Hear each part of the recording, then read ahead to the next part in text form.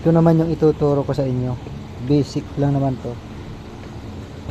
Para hindi na kayo tatawag ng mga mekaniko nyo o technician nyo.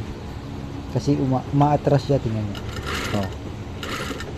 Umaatras siya. So, papakita ko sa inyo yung position ng ngipin niya. Alisin muna natin yung pressure. Ganyan siya, tingnan nyo. Oh. Yung lubog ng ngipin at saka yung lubog ng karayom hindi sabay. So, ituturo ko sa inyo ang adjustment para sakaling aatras yung mga sewing machine nyo dyan sa mga ginagamit nyo. Tara.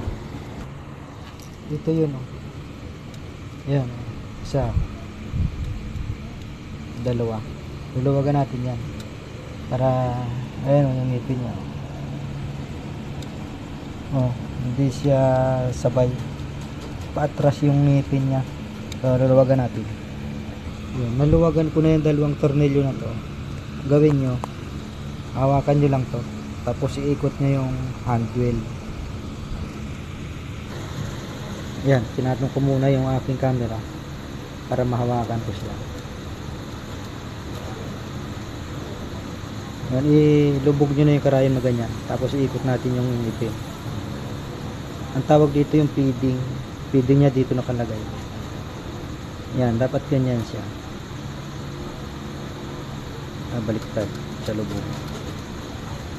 Ngipin, unahin natin yung ngipin na papalubog, tapos ihabol natin yung karayo. Yan.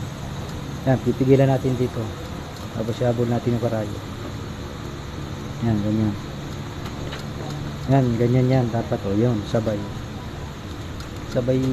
lumubog yung ngipin at saka yung karayo. Yan, okay, tatakbo na yan, ayos. Try natin, ipitan ko lang. Yung iba kasi dito ang adjustan dito sa likod nito, dito ang adjustan ng feeding. So ito, dito ang adjustan nya. Marami pang di nakakaalam nito kasi may nag-apply ditong mekaniko, dito ko itinrayan.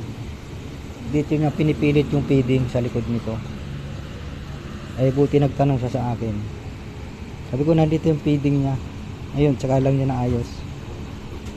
So try natin kung under na ba siya. Yan, oh, di ba? Ganda. Hindi na siya matras.